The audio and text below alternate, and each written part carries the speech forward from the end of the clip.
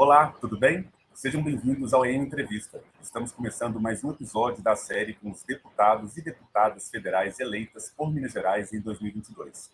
A nossa convidada de hoje é Duda Salabert, do Partido Democrático Trabalhista, o PDT. Eu sou Igor Passarini, da Editoria de Política, e para entrevistá-la comigo está aqui a minha colega do Estado de Minas, Mariana Costa. Olá, Mari. Olá, Igor. Olá, deputada. Oi para os telespectadores também. Muito obrigado. Olá, Duda. Seja muito bem-vinda. Seja muito bem-vinda a mais uma entrevista. Eu agradeço pelo convite e já deixo meu parabéns pelo trabalho que vocês têm feito. Sou uma grande leitora e admiradora do trabalho de vocês. E agora ouvintes também, né? Isso é verdade, exatamente. Ouvintes também, importante. Duda, para nós começarmos, eu queria que a senhora falasse um pouco sobre essa troca, né, da Câmara Municipal pela Câmara Federal. Quais as expectativas e os desafios dessa mudança a partir de 2023? Bom, desde que nós assumimos como vereadora, o nosso mandato ele sempre teve um contorno muito maior do que o municipal. Nós entendemos que nós somos eleitas para ser uma vereadora de Belo Horizonte. No entanto, tanto os moradores de Belo Horizonte como dos municípios ao redor traziam demandas que são demandas nacionais para que nós pautássemos. Sempre fomos um mandato de opinião, então acabou que nós fizemos todo o debate municipal que é exigido, mas transbordamos também e projetamos essa política para a esfera nacional, que é o que a própria cidade pedia. Tanto é que quando eu ventilei a possibilidade de me candidatar para deputada federal, eu tive um apoio muito grande dos meus eleitores aqui de BH, porque eles já esperavam essa participação na esfera nacional, porque, de certo modo, eu já executava a partir do primeiro dia que fui eleita. A senhora é uma das 4 deputadas trans eleita em 2022 e vai ter ao seu lado a Érica Hilton na Câmara, né? Eu queria que a senhora falasse qual a importância dessa representatividade nas casas legislativas. A importância opera com vários fatores. Primeiro, o fator pedagógico. Os nossos corpos são corpos pedagógicos porque eles tentam educar setores da sociedade sobre a importância de respeitar a diversidade, a pluralidade e as diferenças. E isso desemboca num aspecto fulcral da política, de que a política tem que ser um espaço para o encontro das diferenças. Eu mostro a tese, você mostra a antítese e nós chegamos à síntese, que é a política pública de qualidade. Isso quer dizer que não existe democracia sem diversidade, não existe democracia sem pluralidade. Então, a nossa participação na esfera política ou em espaços políticos, além de ter a dimensão pedagógica, é um alargamento também da democracia, porque corpos e identidades que foram historicamente apagadas, silenciadas do debate e das políticas públicas, começam a ocupar aquele espaço e construir políticas pensadas em outras perspectivas. Há que se lembrar que nós estamos hoje na maior crise econômica, maior crise ambiental, social e política da história do país. Isso se deve a um modelo de política que nos colocou nesse abismo. Então, nesse cenário de crise, urge a gente superar, e eu penso que um dos ingredientes fundamentais da superação da crise é o respeito e o reconhecimento da diversidade. Então, ainda dentro desse assunto, eu queria saber quais são os projetos no campo da diversidade que a senhora pretende levar para o Congresso. Primeiro, há que se entender que, apesar de eu ser uma pessoa trans e carregar a bandeira e a identidade trans no próprio corpo, o nosso mandato não se limita ao mandato pautado na chamada diversidade, ou seja, em temas ligados a questões identitárias e LGBT. Nós estamos discutindo política pública no campo da economia, no campo do meio ambiente, no campo da educação, até porque eu sou uma professora e reconheço a importância da educação como engrenagem fundamental para transformar a sociedade. Mas como sua pergunta foi especificamente sobre o campo da diversidade, da pauta LGBT, há 2 pontos que têm centralidade na nossa luta política. Primeiro, em relação à empregabilidade. É vergonhoso morar num país em que 90% das travestis e transexuais estão na prostituição. Independente do seu ponto de vista político, ideológico, ninguém concorda em um grupo, 90% desse grupo está na prostituição. Então, há que se construir políticas de empregabilidade para essa comunidade. E, além disso, nós somos o país que, há 14 anos consecutivos, lideramos o ranking de país que mais mata pessoas LGBT do planeta, o que mostra que a violência contra a nossa comunidade ela é gritante, histórica, e coloca o Brasil num local que nunca deveria estar, que é de topo da violência. Então, nós vamos pensar muito em políticas ligadas à segurança pública e também à empregabilidade. E isso traz a reboque um debate estruturante que há no país de um novo modelo de segurança pública, né, pautado na investigação e, além disso, tirar o Brasil desse cenário que nós estamos de crise econômica que está ligado ao desemprego também. Duda, a senhora foi indicada para a equipe de transição do governo Lula dentro do Grupo Técnico de Direitos Humanos. Como a senhora recebeu esse convite e qual o trabalho que está sendo feito? Eu fiquei muito feliz com o convite, porque ele para além de ser um convite, é um reconhecimento do que nós já fazíamos na nossa luta aqui em Belo Horizonte, em Minas Gerais e no país. Sou convidado para a pasta de direitos humanos, que abarca diversas questões, como, por exemplo, a questão ambiental, que a gente também tanto trabalha, e a gente quer discutir alguns pontos fundamentais, dentre eles a questão do sistema prisional no Brasil. Nós temos a terceira população prisional do mundo, e, ao mesmo tempo, urge fazer uma reforma nesse sistema prisional, já que 40% das pessoas se compõem o espaço prisional. Poderia promover penas alternativas para o esvaziamento desse espaço e também pensar numa ressocialização. Nós temos, resumindo, um espaço prisional que ele é caro, corrupto e, em momento algum, reeduca as pessoas para o espaço público, né? O espaço social. Então, um dos temas que nós vamos levar é a importância de uma reforma do sistema prisional. A senhora falou agora há pouco que é professora, né? E a gente viu ao longo desses últimos anos muitos cortes na área da educação. Eu queria que a senhora falasse quais os desafios que a senhora acha que vão ser enfrentados nessa próxima legislatura para tentar reestruturar essa área. O próximo ano vai ser um ano bastante complexo do ponto de vista fiscal, já que nós vamos trabalhar com um orçamento ainda feito na gestão Bolsonaro, que foi caracterizada por inúmeros cortes e esfacelamentos de políticas públicas e políticas educacionais. E, para além disso, também há uma preocupação de a gente superar essa cultura de perseguição a professores que foi fossilizada nos últimos anos e, inclusive, endossada pelo próprio governo Jair Bolsonaro. Então, a gente reconhece, e falei muito isso durante a campanha, porque o que vai tornar o Brasil mais rico não é moer suas montanhas, nem transformar nossos biomas em pastos para a pecuária. O que faz, de fato, o Brasil crescer e se tornar soberano é ciência, tecnologia e inovação. E isso passa por um investimento robusto nas universidades públicas, entendendo o papel da universidade pública como engrenagem central para a soberania nacional. Mas isso não quer dizer que não vamos olhar para a questão básica da educação.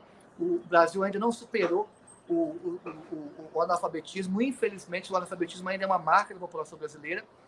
Há números que mostram que cerca de 30% da população brasileira carrega algum grau de analfabetismo. Então, nós temos que pensar primeiro o básico, né? Garantir, tirar o Brasil, fazer uma política de analfabetismo zero, mas, junto com isso, um aporte financeiro maior nas universidades como elemento para o crescimento do país. E depois de uma eleição tão polarizada, como que a senhora imagina que vai ser o trabalho na Câmara para aprovar projetos com esse viés mais progressista em uma casa de parlamentares, com alguns parlamentares mais conservadores, né? O PL, por exemplo, vai ter a maior bancada, elegeu 99 deputados federais.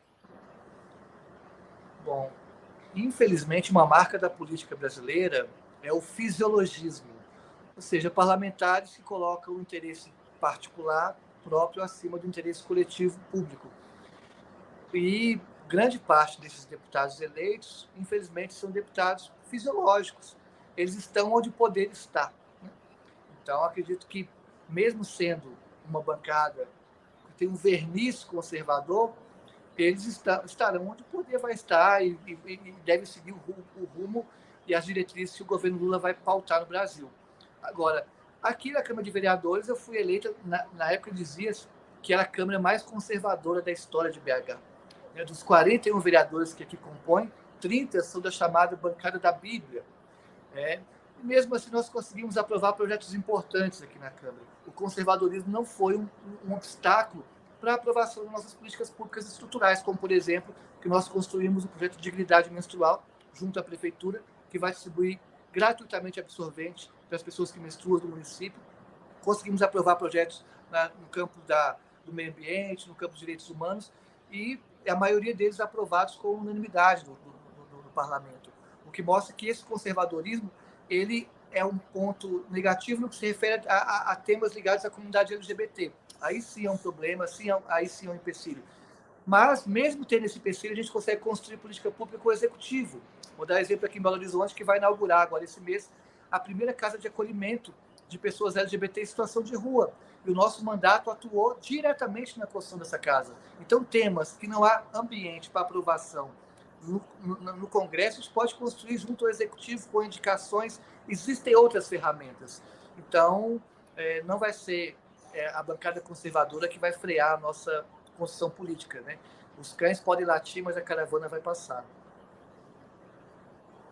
Duda, a senhora citou a questão, por exemplo, das pautas aqui na Câmara Municipal, e tem dois debates, né? Um debate da educação com dois pontos principais que estão em debate, que é a questão, né, da escola sem partido, da linguagem neutra. Nós tivemos uma reunião no último dia 23, teremos uma próxima no dia 6. Como que a senhora vê esse debate, essa questão que está sendo debatida?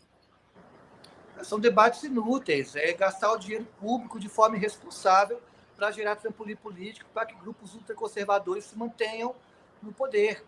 Por exemplo, aqui em Belo Horizonte, a gente tem um problema seríssimo de evasão escolar após a pandemia, e não é exclusivo de Belo Horizonte, é no Brasil inteiro.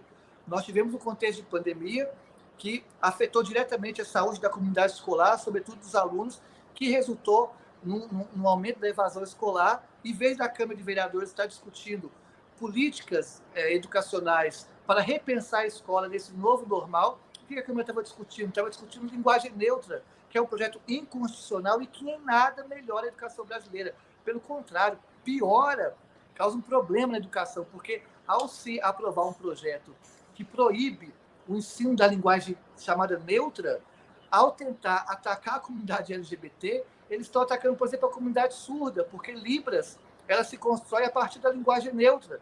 Então, o projeto gerou um problema, já que, de fato, se ele for sancionado, nós não podemos ensinar Libras nas escolas. Para mostrar a irracionalidade e, pior do que isso, a falta de compromisso desses parlamentares, que estão discutindo coisas completamente distantes da realidade social. O meu objetivo agora, na Câmara de Deputados, o que eu pautei, discutir questões básicas, porém estruturantes, uma política nacional de analfabetismo zero. É um absurdo morar num país que cerca de 30% da população tem algum grau de analfabetismo. Então, não entra debate sobre escola sem partido, sobre linguagem neutra, nem discuta essas questões, porque não tem relevância nenhuma com a sociedade e nenhuma reivindicação social. Na verdade, são grupos, muitos deles ligados a células neonazistas, que trazem esses temas como cortina de fumaça para manter a estrutura de exclusão e violência que há no país. Eu não vou citar o nome dos parlamentares, mas é possível saber perfeitamente quais flertam com o nazismo, quais flertam com o fascismo e quais querem manter essa estrutura de exclusão. Eu não tenho nenhum tipo de diálogo com esse tipo de política, pelo contrário. O objetivo é tirar o Brasil do mapa da fome, gerar emprego, produzir uma política econômica que, de fato, contemple toda a diversidade e geração de renda. É isso que a gente quer. A senhora, nesse mandato de vereadora na Câmara, uma das suas pautas é a questão ambiental, e a senhora esteve à frente, né, de muitos debates na Câmara, inclusive da questão da mineração na Serra do Curral.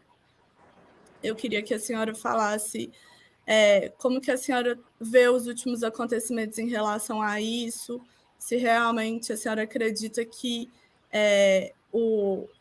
a mineração vai ser liberada para a Serra do Curral. Mas só abrindo um parêntese em relação à pergunta anterior, olha que trágico. Nessa madrugada, invadiram uma escola em Contagem, escola municipal, picharam a escola toda com símbolos nazistas e quebraram a escola. Um ato de vandalismo e de violência absurda.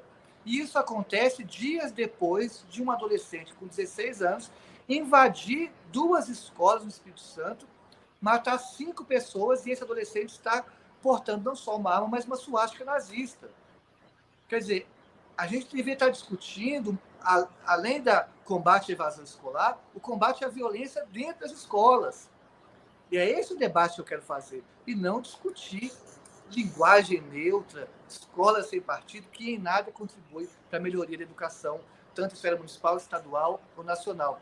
E sobre a mineração especificamente, há que se discutir primeiro, sempre toco nesse ponto, de que a Serra do Curral ela está no processo de tombamento. Se está no processo de tombamento, tombado está. Então, primeiro tem que se discutir o tombamento dela. E para depois, se não vai ser tombado, aí sim vamos discutir o avanço da mineração ali. Mas é criminoso você discutir o avanço de atividades minerárias num patrimônio que está em processo de tombamento, num contexto de emergência climática e crise hídrica, reconhecendo que a Serra do Curral tem aquíferos fundamentais para a segurança hídrica. Desculpe-me que ele ligou aqui. Voltou. Entendendo que a Serra do Curral tem aquíferos importantíssimos para a segurança hídrica, não só de Belo Horizonte, mas também da região metropolitana, e isso é reconhecido pelo próprio Estado. Então, o nosso objetivo é lutar para continuar em defesa da Serra do Curral, não só da Serra do Curral, mas das serras de Minas Gerais, propondo um outro modelo econômico para superar a chamada minério-dependência ou minério-imposição. Né? Se mineração, de fato, trouxesse riqueza para Minas Gerais, nós seríamos o estado mais rico do Brasil. Se mineração, de fato, trouxesse riqueza para os municípios, Sabará, que está entre os municípios com maior desigualdade no país, seria exemplo de desenvolvimento sustentável para o mundo. Na verdade, o próprio IBGE mostra que mineração ela aumenta as desigualdades econômicas e sociais daqueles municípios, porque depois que a mina seca e vai embora, deixa uma grande cratera, crise hídrica, desemprego e desigualdade social. Então, nós temos que pensar num outro modelo de economia para Minas Gerais. Por isso que eu vou levar para o Congresso Nacional a necessidade da criação de um Fundo Nacional de Diversificação Econômica, para a gente poder ajudar os municípios a superar a dependência da mineração, para que eles possam diversificar a sua economia e distribuir essa riqueza entre os próprios moradores, para que não se repita essa estrutura de desigualdade que é na mineração. Para se entender, a mineração representa hoje, em Minas Gerais, apenas 1,3% dos empregos. 1,3% dos empregos. Nós poderíamos diversificar a economia do Estado a fim de gerar muito mais emprego, preservar nossas serras e nossa segurança hídrica. E, para terminar, acho que é um outro ponto importante, de que não se pode discutir as atividades econômicas hoje da mesma forma que se fazia há 20 anos atrás. Nós estamos num contexto de emergência climática, que vai agudizar a crise hídrica. Então, a prioridade hoje, para além de gerar emprego e tirar o Brasil do mapa da fome, é garantir a segurança hídrica dos municípios. Porque eu pergunto, vale a pena você destruir uma serra, acabar com os aquíferos daquela serra, para gerar 1,3% dos empregos do Estado e daqui a 20 anos faltar água naquele município e que vai afetar diretamente a economia e impossibilitar o crescimento daquele município? Enfim, daí é o risco de diversificar a economia de Minas Gerais. E quando eu falo isso, as pessoas acham que eu sou radicalmente contrário à mineração. Não sou contra a mineração. Reconheço o papel e a importância do setor minerário. Mas nós podemos discutir outras formas de mineração no contexto de crise hídrica. Por exemplo, a chamada mineração urbana. O que é a mineração urbana? O nosso lixo eletrônico que a gente joga fora, há números que mostram que para cada tonelada de lixo eletrônico, nós poderíamos retirar cerca de 80 gramas de metais preciosos, que é muito maior do que a mineração tradicional. E aí nós estaríamos colocando em prática aqueles famosos 3 R's que nós vimos na escola: reduzir, reutilizar e reciclar, promovendo a economia circular, preservando nossas serras, nossos aquíferos, gerando renda e sendo exemplo de desenvolvimento sustentável no mundo inteiro. Júlio, voltando um pouco para a questão do Congresso Nacional, há polêmica em torno do orçamento secreto. Caso ele esteja em vigor durante o seu mandato, qual será a sua postura quanto a isso? Pretende usá-lo?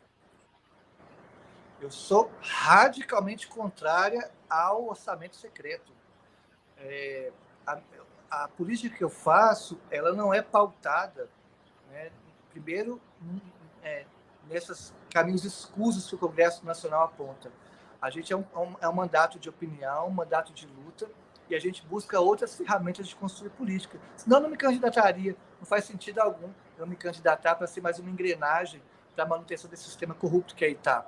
Eu estou fazendo política por nós, mas também para minha filha, para as nossas futuras gerações.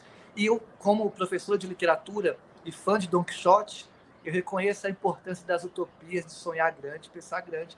Então me chamem de romântica, de utópica. Né? Eu tenho o sonho e acredito que é possível construir uma nova política. E por isso que eu estou aqui. Eu sou professora. Eu poderia muito bem estar dando aula numa universidade, dando aula em outro local. Né? Não estou na política por vaidade, não estou na política por like. Estou na política porque eu acredito que é possível transformar o mundo usando essa fundamental ferramenta que é a política. Então, estarei radicalmente contrário ao orçamento secreto e nem dialogo com essas pessoas que defendem esse tipo de mecanismo corrupto, que nada mais é do que um mensalão 2.0. Duda, nós estamos nos aproximando aqui do final, mas eu queria abrir um espaço para que a senhora pudesse colocar alguma pauta que não foi debatida aqui, deixar uma mensagem, né, para os nossos espectadores. Então, eu queria abrir esse espaço aqui para a senhora ficar à vontade. Eu quero agradecer pela conversa, para quem está nos escutando. É comum nos movimentos sociais dizer assim, nós temos que dar voz para negros e negras, para indígenas, para LGBT, para as mulheres. E eu sempre respondo, nós não queremos vozes, porque voz nós já temos, nós queremos escuta. A escuta é um ato político, é um ato democrático. Então, agradeço a todo mundo que está nos escutando aqui agora. O escutar esse programa é um ato político, é um ato democrático. Dizer que o nosso mandato está de braços abertos para continuar construindo política com a população mais marginalizada e excluída desse país, entendendo a importância da justiça socioambiental, ou, explicando melhor, né? Não há justiça social sem justiça ambiental, sem justiça climática. Então, que nós lutemos para uma construção que contemple esses elementos que foram historicamente separados, que podem se construir juntos, pensando no bem comum. Um beijo para todo mundo e obrigada pelo convite. A gente se agradece, queria agradecer também a Mari. Obrigada, Igor. Obrigada, Duda. Obrigada aos espectadores. Bom, é isso. Chegamos ao fim de mais uma entrevista. Coloque aí o sininho para receber as atualizações do Portal UAI e até a próxima. Tchau, tchau. Beijo.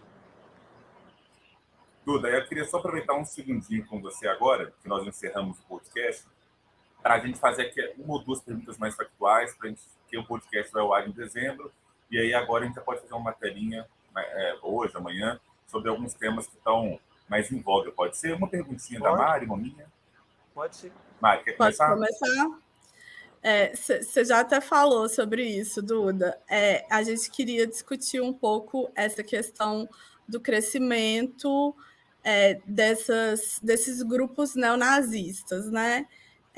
Você já foi vítima de ameaças, já sofreu ameaças desses grupos e, como você disse, hoje de manhã a gente acordou com essa notícia da escola de Contagem que foi vandalizada e apareceu com pichações neonazistas, além desse caso de Aracruz, né, do estudante, do menino que entrou na escola, atirou contra as pessoas, também parece ter ligações com grupos neonazistas.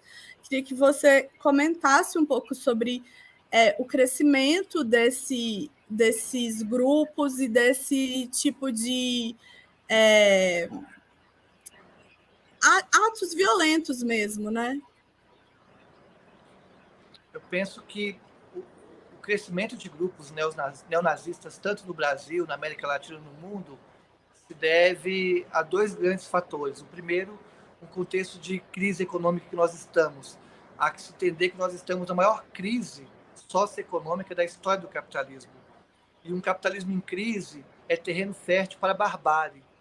E essa barbárie se manifesta de diversas formas, diversas facetas.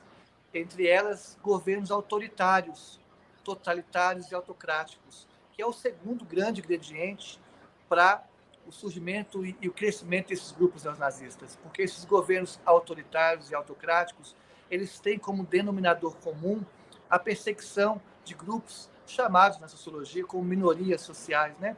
Que são a comunidade LGBT, negros e negras, indígenas, mulheres.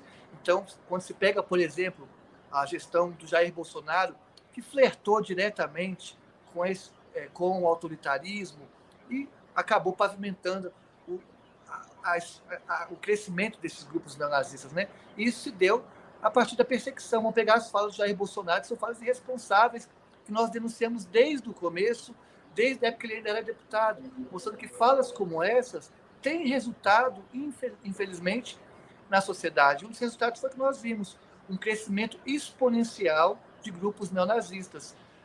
Agora, eu penso que no próximo cenário, no próximo governo, o desafio que nós temos é como transformar as escolas num espaço seguro, sem militarizar a escola e entender a escola como uma engrenagem, um espaço fundamental para a criação de consciências antirracistas, antinazistas, anti-autocráticas, né? Consciências de fato pautadas na cidadania, que eu acho que é esse o papel da escola, né?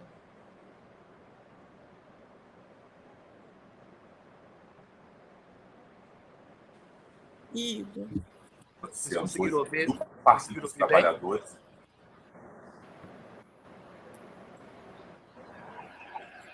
Está nos ouvindo bem? Só um minutinho que travou um pouquinho. A minha resposta deu para vocês ouvirem bem? Deu, a resposta foi tranquila. Gravou tranquilo, foi ótimo. Está me ouvindo bem? Estou.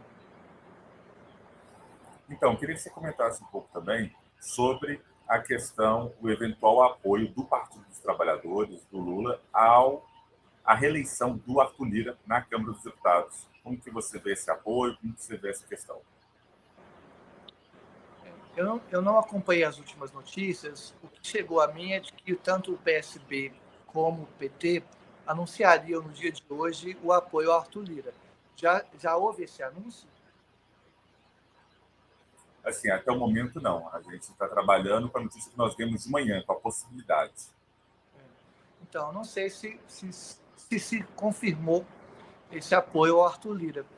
Eu penso que, caso isso aconteça, é algo muito ruim para a política, porque mostra que a gente ainda tem uma dependência muito grande do chamado Centrão, e o Centrão influenciando diretamente na política nacional. Quer dizer, para você aprovar a PEC que garantirá, né, um auxílio para a comunidade, para a população mais pobre, há que se ceder para o Arthur Lira, né? Então, é algo ruim, que mostra um rebaixamento da política do campo democrático, no sentido de ainda uma dependência do Centrão. A minha posição é de que o meu voto ele é pautado no que os movimentos sociais pensam, né, no que a base do partido pensa. Então, a minha posição em relação ao... Não sei quem serão os candidatos à presidência da Câmara, né, mas a minha posição e minha votação vai estar em total sintonia com os movimentos que construíram o Brasil, que são os movimentos de luta, que me elegeram, inclusive.